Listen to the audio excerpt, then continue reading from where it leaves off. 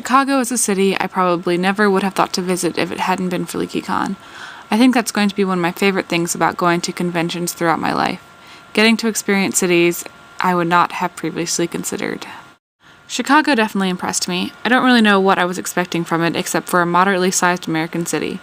For some reason, I thought if you've seen one, you've seen them all.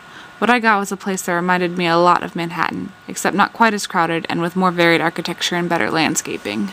As we approached the city from the south, I remember being in awe of the skyline.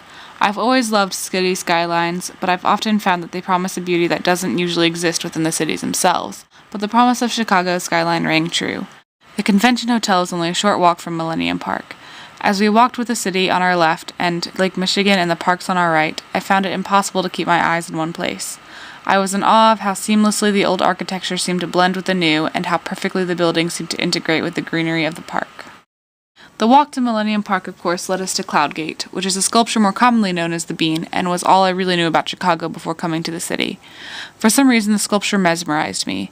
Maybe it had something to do with the way it seemed to make everything it reflected seem both larger and smaller than it actually was, both the city skyline and myself.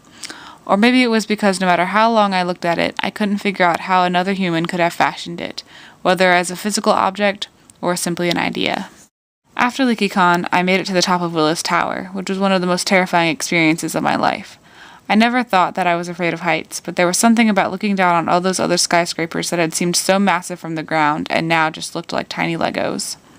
As I was wandering around the city, I wondered what it was about these few square miles that had inspired so many millions of people to settle here. I wonder this about many of the big cities I visit, but for some the answer seems obvious. New York City was the gateway to the United States for the first 100 or so years of its history. Los Angeles had fantastic weather and it's basically the entertainment capital of the world. Whatever that was that originally drew so many people to Chicago is perhaps a little more subtle, but it is no mystery to me why so many people want to live here now. Like I said, today's video is going to be a questions video.